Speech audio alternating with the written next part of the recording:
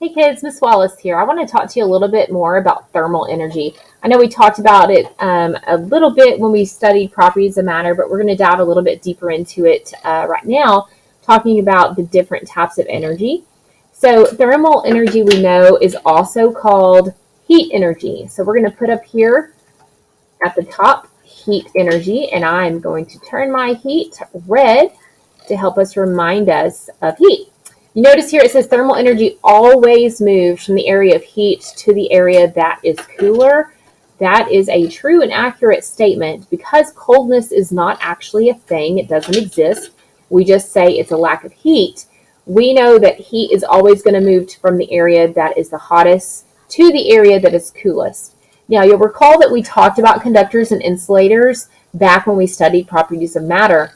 We said that a conductor will allow the heat to pass through it.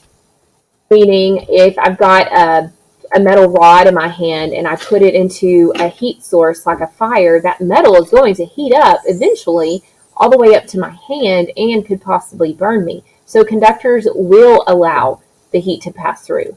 However, insulators stop the heat from passing through.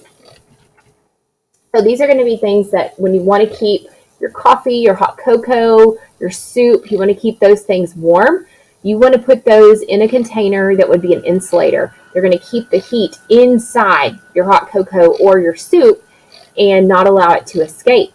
So different things, different items down here at the bottom of our screen, I want you to drag and drop these items underneath the category you think they belong. So we have a metal spoon, styrofoam cup, plastic cup, and a cloth oven mitt, and also a metal frying pan. So I want you to think about if you had those items and you had a hot object, okay? Let's just say it's a hot cocoa, all right? Think about if I were to put that hot cocoa into one of these containers, or if I were to put, say for instance, a spoon in the hot cocoa, would you eventually be able to feel the heat, right?